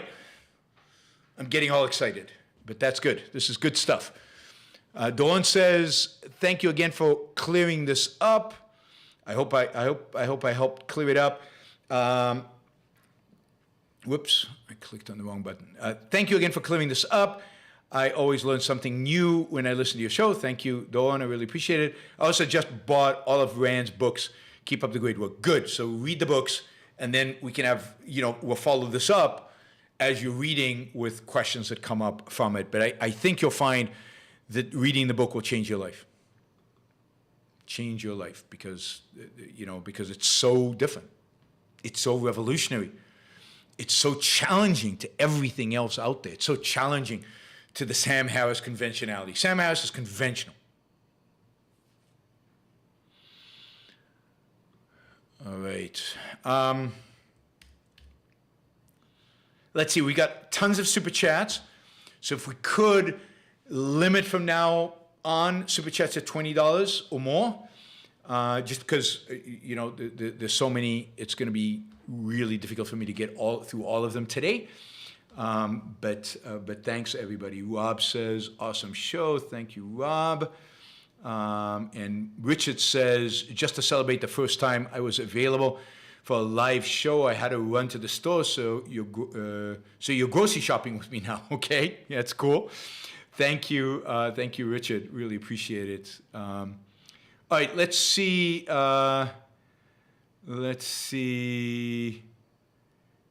We've got a Dave Goodman $100 question, and then we'll go to the 50s, and then the 20s, and then we'll go to the column with the 10s. We've already, thank you, Dan. Thank you, Daniel. We've now surpassed 650, our goal for today, so thank you, guys. All right, Dave Goodman says, do you think most people are vibrating at a lower frequency? I don't know what that means. This is why they cannot resonate with objectivism. To resonate with the sense of exaltation and capacity for reverence Rand presents, your psyche has to already be vibrating at a particular frequency. I don't know that anything vibrates anywhere.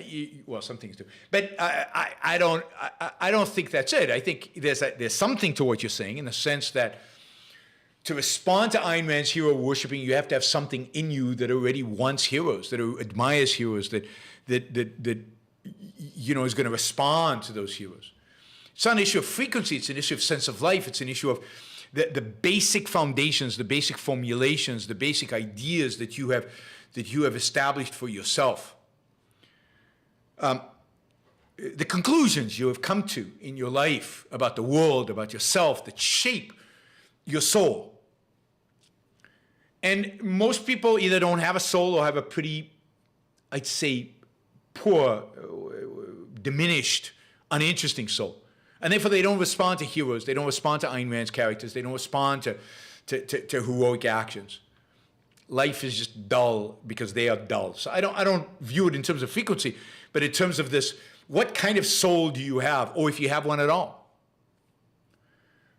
And I think a lot of people have a soul that is incompatible with heroism, incompatible with achievement. It's just cynicism all the way down. And you see that reflected in our culture.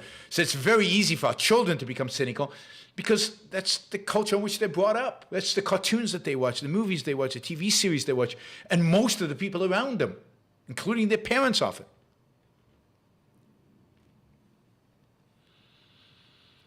All right. Let's see. Liam has a two-part question. Part one, when to end a friendship is so tricky, especially if you've been friends for decades. You just feel a duty to overlook injustices so you don't have to make hard decisions to burn the bridge. I ended a friendship with someone over politics. Due to their constant attacks of Ayn Rand. While I enjoy hanging out with the person, to an extent, to attack such a life-changing, profound value as objectivism, I will not sanction. I agree, Liam. I mean, that would certainly be one of my standards for ending a friendship. If somebody attacks my values, I would end a friendship. Ayn Rand being a primary one at that. To attack any one of my values, I think is any significant value would be somebody attacks my wife would be, a reason to end friendship. Somebody attacks my, my livelihood. Somebody, anything like that. Somebody challenges your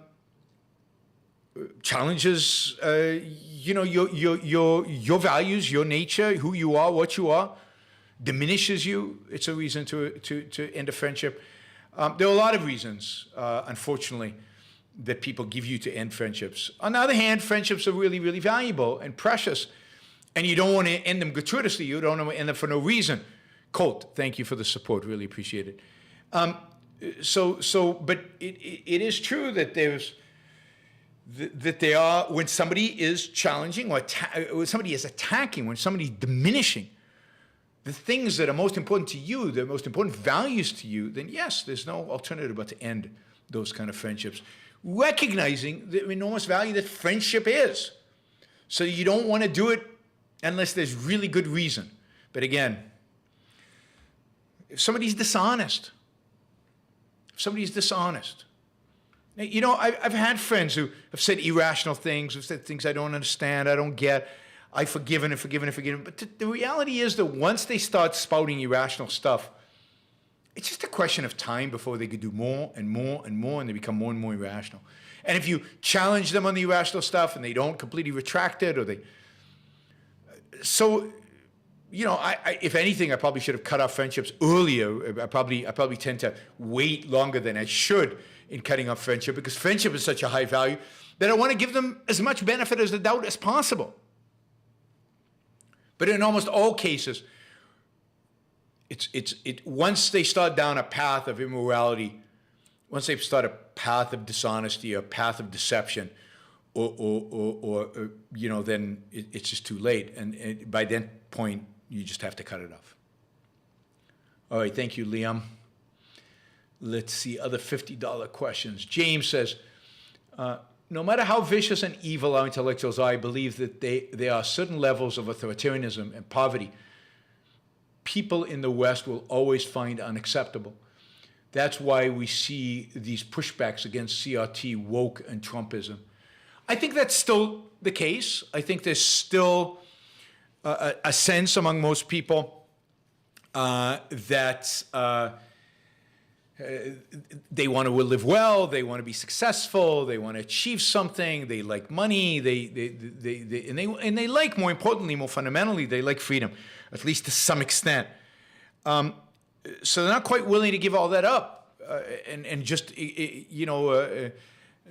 embrace communism, embrace fascism, embrace some other form of authoritarianism. Indeed, I think that we're going to become authoritarian, not because kind of incrementally, and somebody will then capitalize on a crisis and tell us he's the only way to get us out of the crisis. But yes, I think there is something. There's something in people. There's a sense of life. that is still pro-values, pro-success, that is not quite willing to roll over to the authoritarians completely. At the margin, yes, but not completely. And that's what recently has been leading to the far left losing and the far right losing. And I think overall that's good, not because there's a solution there, but because it buys us time to offer the world a solution, to move the world towards a solution. So right now it's all about buying time, and neither the far right or the far left winning is what will buy us time. What will buy us time right now. Thanks, James. Let's see. Dan says, oh, this is cool. Recently met a young guy, Joey, from New Hampshire. 5 years ago, he was gung-ho teenage libertarian activist. He listened to Yaron Brook, and now he's an ARI supporter and a student at ARU, Ayn Rand University. Thank you, Yaron. Oh, wow. I love these stories. It's fantastic. And I love converting libertarians into objectivists, conservatives into objectivists, leftists into objectivists, anybody into objectivists. Dawn is next. We're slowly moving people in the right direction. This is the goal. I was in, so the guy who organized the event in Costa Rica, David, who organized the event in Costa Rica, is a businessman. He's 40s, 50s. And he discovered the Yaron Brook show pretty much by accident and started listening to Yaron Brook show. And because of that, started reading Ayn Rand. And now is like a committed objectivist, organizing conferences, spending money on conferences and bringing me to Costa Rica to do stuff, right? All because he listened to this show and spiraled from there into Ayn Rand and objectivism. And then I'm in Mexico City at the conference, and this guy comes up to me, young guy, and he says, again, I happened upon the Yaron Brook show. And because of that, I've read Ayn Rand, and I'm an objectivist now. And it's all because I listened to Yaron. So, yes, I am single-handedly changing the world. And I love it. And I'm doing it for completely and utterly self-interested reason. No altruism here. I love doing this, if you haven't noticed. And I love meeting people who've been impacted. I had lunch today with John. John is in Puerto Rico on his way for vacation in the British Virgin Islands. And he stopped by, and we had coffee. And it was great. And again, he loves the Yaron Brook show. He's become much more of an objectivist because of it, and really dedicated to studying objectivism. And here we are.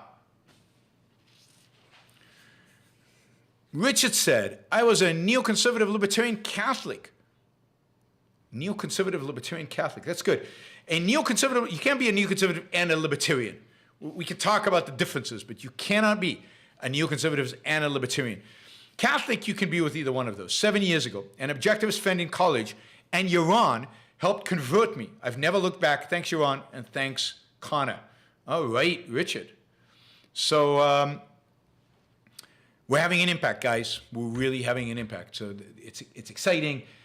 I hope you're excited. I'm excited because this is only going to grow. And it's not about subscribers, because the subscribers grow at whatever pace the subscribers go. But it's you guys. It's the guys whose mind are being changed, right? And a lot of people, in a sense, graduate from the Yaron Brook show and they go to Ayn Rand University and they get busy and they but there are a lot of graduates of the Yaron Brook show out there. And then look at how many people there are here. We're only going to grow in influence. And ultimately, that'll also show up in the numbers here. But it's already out there in the world had a profound impact on people's lives. All right, Michael. In your discussion with Malice, you said force and science are not marketable. Not marketable? I understand why force is not a market good. Oh, in that sense, it's not a market good. But why not science? The combination of science and business is what gives us prosperity. Yes, but first you have to have the science. Science in and of itself, truth in science is not determined by the market. Truth to science is ultimately determined by reality. The value of science is not determined by the market. It's determined by other scientists, by really smart people who understand the science. They understand what's true and what's not. It's determined by an individual human mind who's capable of understanding the science and connecting it to reality. It's not determined by democratic vote. It's not determined by people trading in it. There's no market in science. So it's a different mechanism. Let's assume peer-reviewed journal was a good thing, right? And reflected, because I think it can be a good thing, and it's just been perverted and distorted by scientists. But peer-reviewed journals are not determined by market processes. You submit a journal, you submit an article, people review it, they submit the reviews, they say thumbs up, thumbs down, no good, good. But that's not a market process where I can buy truth. Let me buy that article. That's going to make it legit. No, that's not how it works. So in that sense, science is not a market good. It's not a market phenomena, not a market in the sense of price signals and buying and selling. It's different signals. It works through a different mechanism. So does the law. So does truth in the law. Right? And that's why I reject anarchism. Okay, PB says, my adult friend recently left his wife, kids. Shared friends, including his ex-wife, argue he should be shunned, while I think there's room to support him in determining his values. What is the objective issue here? Oh, absolutely. He shouldn't be shunned. I mean, it depends why he left his wife. I mean, is he rational? Is he irrational? Is he on a cocaine binge? Is he just fallen out of love with his wife and wants to pursue something else and has really tried and to make it work and it just doesn't work and he can't do it? You shouldn't sacrifice. Pursue your values. The fact that you marry somebody, even if you have kids with them, does not put you in a position where you are now indentured servitude to them, where you're committed and you have to be with them for the rest of your life. If you change your mind, if you're rational about it and you change your mind, then so be it.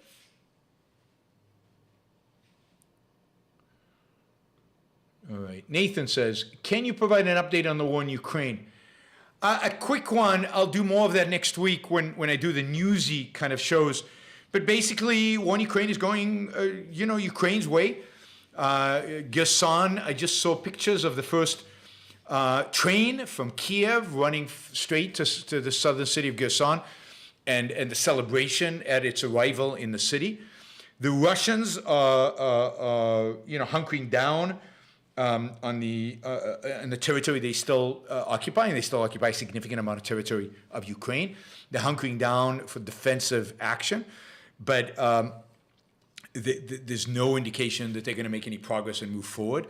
There was this Iran missile that hit Poland, and everybody was all excited about. This is Russia attacking, or then they said, no, it's not Russia attacking. It's a Ukrainian missile. So therefore, Russia, the good guy. I mean, the whole arguments around this was stupid. But basically, nothing has really happened, particularly in Ukraine, since last time I talked about a week ago. There's still a lot of war left, unfortunately, and there's still a lot of. And winter is coming, so very little will happen in the next few months, I suspect, as the ground gets frozen, as snow comes into the ground. Particularly with the snow, it becomes mushy, it's hard to move, it's hard to attack. Now, I think the Ukrainians have better winter equipment than the Russians do, but it's still going to be hard for the Ukrainians to advance much. And then the spring is terrible because the spring is muddy, the snow melts, the ice melts, and everything becomes mud. So we might not see real progress until we see the summer where the ground hardens again after the snow melts.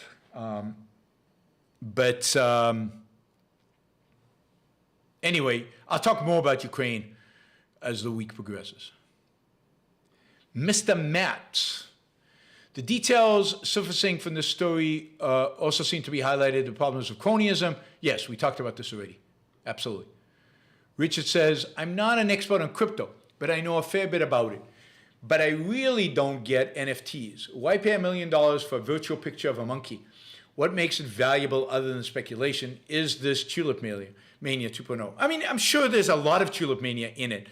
But look, let's say there's a particular image that's particularly beautiful and you love and you want to own it. The fact that it's digital versus on the wall, what difference does it make? You can project it on the wall. And imagine that they're giving you exclusivity. You will be the only person in the universe to have this image and to have the property right to this image and be able to project it on your wall. Nobody else is allowed to do that. You have a property right to it. Then maybe it's worth something.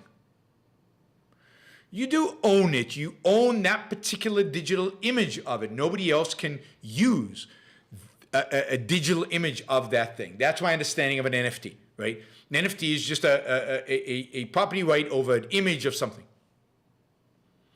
Reed says, I don't understand what NFTs are. So that's always possible. Okay, so Reed says, I don't know what I'm talking about. John Wayne says, I don't know what I'm talking about. So it sounds like I don't know what I'm talking about. So the consensus is anyone can use the image. It just says you own the token to the image. Well, if anybody can use the image, then it's dumb and stupid. But there has to be some exclusivity here. That is, the token is meaningless unless there's some form of exclusivity here, unless that token represents something that is rare, that is non-duplicatable. If anybody can use the image in any way, then no. I think it's a declaration of ownership. The token represents the fact that you own it, but it's a representation of ownership. The token gives you ownership for it. That's my understanding. Again, if there's no ownership involved and there's no exclusivity involved, then it's just a scam. There's nothing there. Richard says, I'm a student with 1 year left in school. What are the best ways to surround myself with beauty and heroic art? Sometimes it's hard to find the time to read, although it can be hard. So yes, reading is really cheap in a way you can read about heroes, and it's a great way to do it. But you can buy posters. You can find art you really love and buy a poster and put it up on the wall. I've always had posters on my wall since I left home. I don't always today look back and like the art that I liked back then, but whatever you like, whatever you conceive as beautiful at the time, use that. You can arrange your living conditions in a comfortable, pretty, beautiful way. Again, in the context of what you know you can do. So it's within your budget. You can listen to great music. You can spend time listening to music. You can put some flowers right on the desk. You can buy something pretty that doesn't cost a lot of money. Flowers don't cost a lot of money. You can have a plant. You can it really depends on your values, but within your budget, find things that make your environment more beautiful. The sculpture costs more than most people have a budget for art, but that poster costs, the frame costs a lot of money, but the poster costs $20 maybe. So get a $20 poster. Richard says, to clarify, I was a neocon on foreign policy and a libertarian on economic social issues. I don't know if you were really a neocon on foreign policy. I mean, neocon means something and people use it in a way that's not untrue, right? He says, I enjoy my career a lot, but I find myself very drawn to intellectual activism. How do I know if I should pursue an intellectual career? Your career is law. You're a law student? I thought you were a law student. You could do public policy law. You could join something like IJ, Institute for Justice, or Pacific Legal Foundation, and combine the two, combine the intellectual activism with the law, if I remember right that you're a law student. I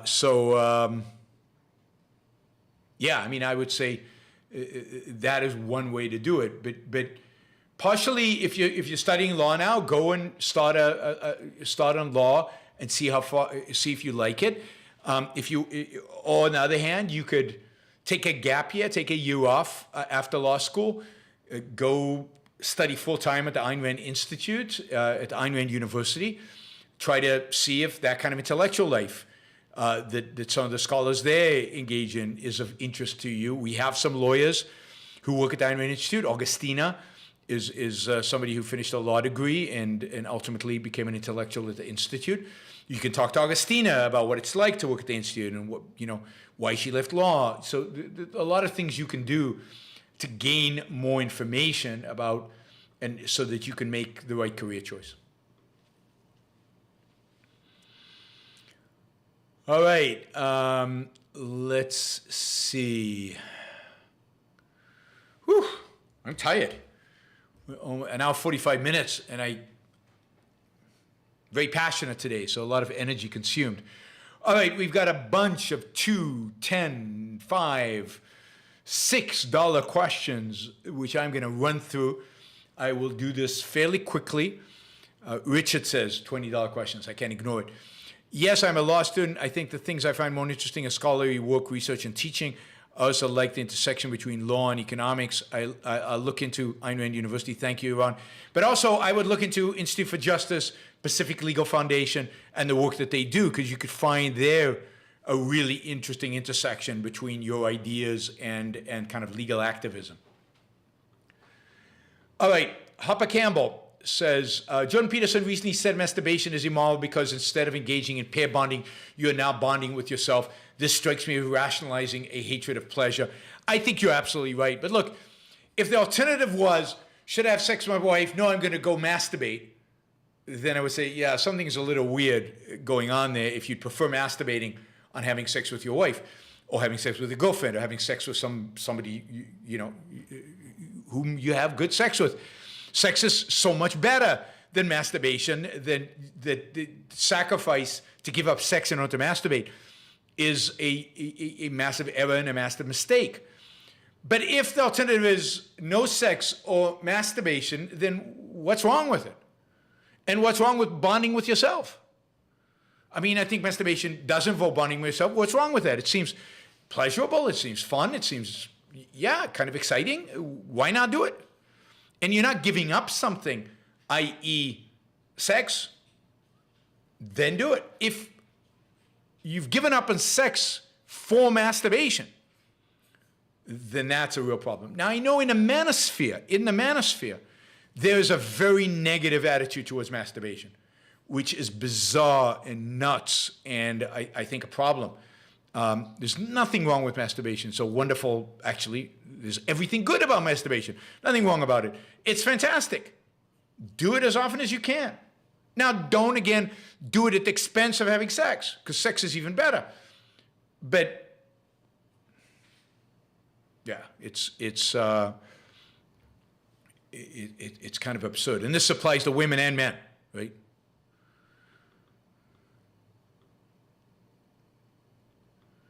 Cook says, Sam, the bank is fried, man. All right. Jacob says, what could the show writers do that would pleasantly surprise you, but you see it having a reasonable chance of occurring? Oh, God. I mean, those are hard questions, and I'd have to really think about that. I can't just off the cuff. What would the show writers do that would pleasantly surprise you? I mean, anything that they would do highlighting the theme of the novel. What is the theme of Atlas Shrugged? That free markets work? Statism doesn't? No. What is the philosophical theme of the novel that Ayn Rand said was the theme of the novel? It's the role of man's mind in his survival, in his flourishing, in his success. The role of man's mind in human life. And the free market and statism are just consequence of a particular view of man's mind. So if they could get certain aspects of the role of man's mind, and that giving up the mind is giving up everything, that would be huge. I mean, we could probably think of particular storylines, particular characters, particular things that happen that concretely illustrate this. I think the whole novel concretely illustrates this. But it's the thinking, the extent that they can illustrate the businessmen as thinkers, businessmen as heroic thinkers. That's it. So the thing the show writers could do would pleasantly surprise me, and there's a maybe not so reasonable chance they'll do it, is present businessmen as heroic and thinkers. All right. Whoops. What did I do there? Michael asks, looking forward to your review of Jordan Peterson's interview with Newt Gingrich. I'm going to look for that and try to present parts of it. I obviously can't do the whole interview. Liam says, why do Israelis have boundary issues? Why do the Israelis have boundary issues? I don't know what that means. I don't have boundary issues. Other Israelis I know don't have boundary issues. Maybe some Israelis do, but I don't know. I'm not sure exactly what it means. You'd have to elaborate. Hopper Campbell, is it a myth that evil people don't feel remorse, feel anxiety? They just process it differently and have a much higher threshold for disturbance. No, I don't think that's true. I think there's vast ways in which they do experience fear and anxiety. Maybe not so much remorse, but they certainly feel fear and anxiety. I mean, there's a story that when Stalin was in his, that Stalin, after World War II, I think it was, Beria came to visit him, and Stalin was petrified that Beria was the head of the KGB, was coming to kill him, to execute him. So they constantly live in fear. Constantly. Their whole life is dominated by fear. So evil people are fearful constantly and full of anxiety. Why was Mises a greater economist than Milton Friedman and Adam Smith? Partially because he was more consistent, partially because he created he had a better understanding of how markets work, but he was more consistent, he was uncompromising, he saw every aspect of the economy and how it interacted and how it ultimately required freedom in ways that Milton Friedman and Adam Smith just didn't. Michael says, the only Republican president to win the popular vote in the last 40 years was Ronald Reagan. Why is this, and has the Electoral College slowed down the growth of statism? Probably the Electoral College has slowed down the growth of statism.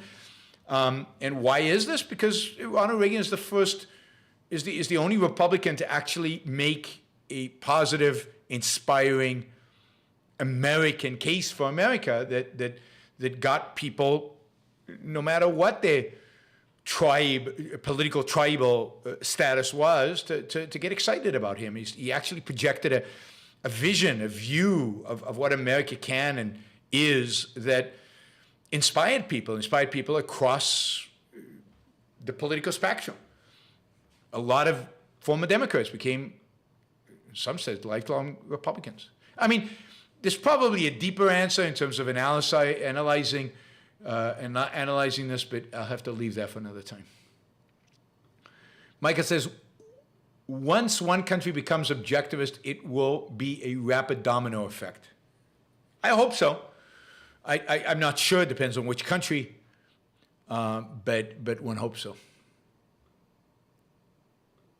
Liam says, the vast majority of philosophy is useless and always has been.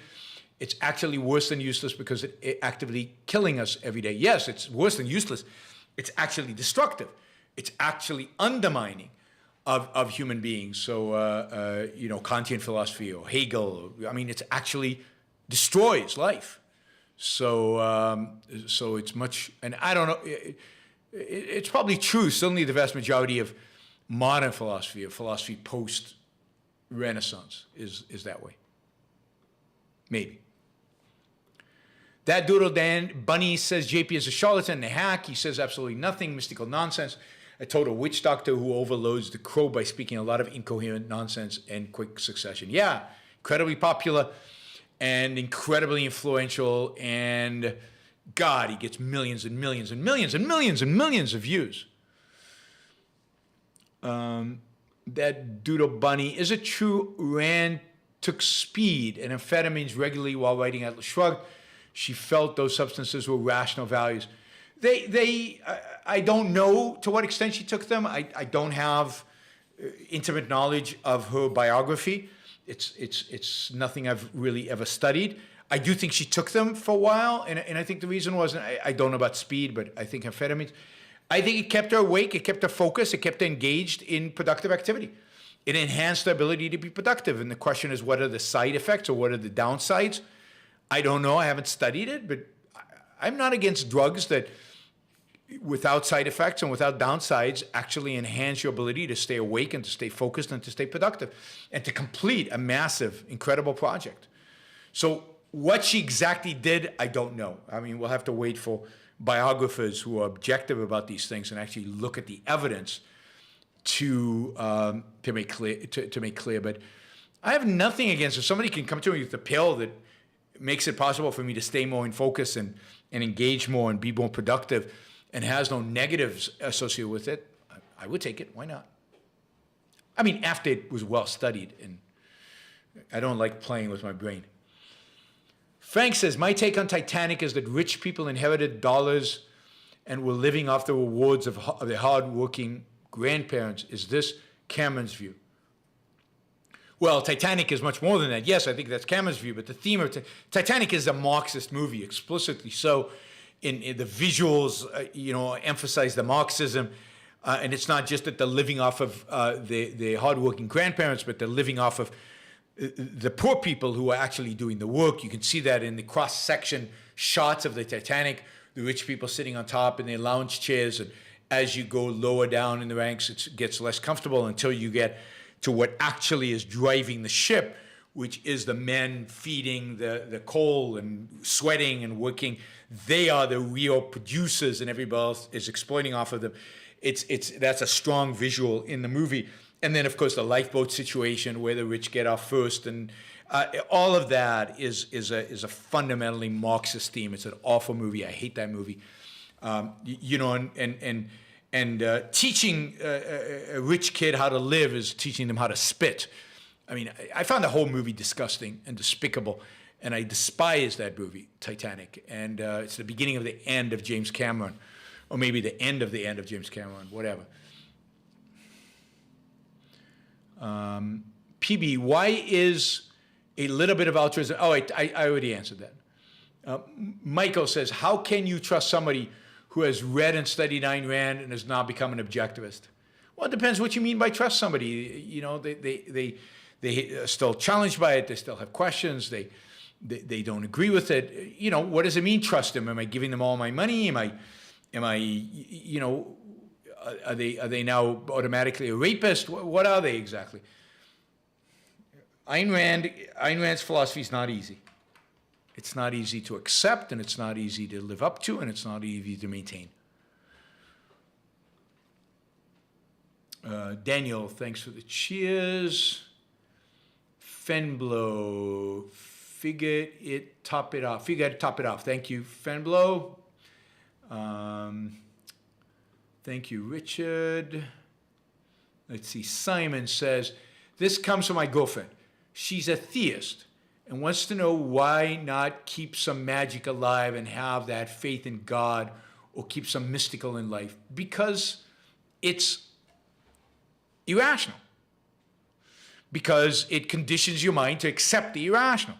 It conditions your mind to accept stuff on faith. And faith is irrational. Faith is the negation of reason, negation of rationality. And once you accept magic or God or mysticism into your consciousness, how do you limit it to that literal area? Because you've accepted that the irrational is legit. You've accepted that not everything has to be guided by reason and rationality. And once you do that, I can sell you gremlins under the table. I can sell you all kinds of magical stuff. That's anti-life. That's anti-survival. It's dangerous. It literally is dangerous. How do you know what of God to accept and what not? What magic is true and what is not? I mean, there's lots of fairy tales. Which ones are true and which are not? How do you tell? And if you open to fairy tales, then wow, you open to all kinds of nonsense. And that's what belief in God is. It's a fairy tale. So it's very destructive, not a little destructive. It's dangerous to your own cognition. It's not an accident, as I said before, that I think religious people are more prone to authoritarianism. Religious people are more prone to conspiracy theories. I mean, secular religionists too. I think the left is very much religious as well. Environmentalism is very much a religion. CRT in some sense is a religion. So, yeah, beware of magical things. Beware of magic. Wow, Armin, thank you. Really appreciate it. Really appreciate it. Armin with $100. That's great. Richard says, is there a non-mystical way to do Santa Claus with your kids? I love Christmas and some of the magic that comes with it, but don't want to lie to my future kids. Don't lie to them. It's just like, does anybody think that when you see Mickey Mouse and Minnie Mouse at Disneyland, it's really Mickey Mouse and it's really Minnie Mouse? That they're really a mouse that can talk and stand up on two legs and dressed up in a thing? But is it so fun to meet Mickey and Minnie in Disneyland? Absolutely. even though they know there's a human being inside the costume pretending. So Santa Claus is a human being inside a costume pretending. And it's fun, and it's great, and it's hard, let's have fun, and let's give presents, and let's make a big deal out of it. But you don't have to tell them that some mystical being that flies with reindeer and comes down the chimney, and that's real, and that's where the presents come from. In order to have fun with it any more than you can't have fun with, I don't know, somebody dressed up as a dinosaur. Oh, Goofy. Yeah, Wanda Freeman says Goofy.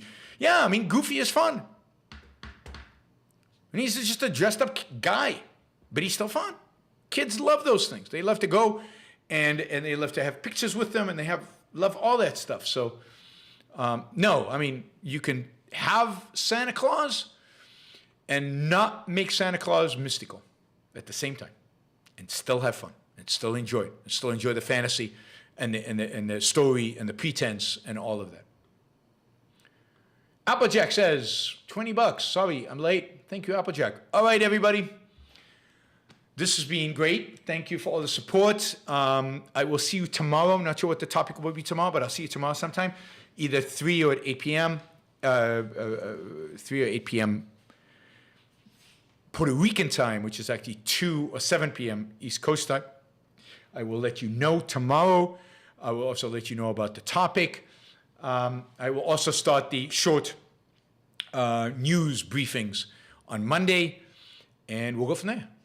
So don't forget to like the show before you leave.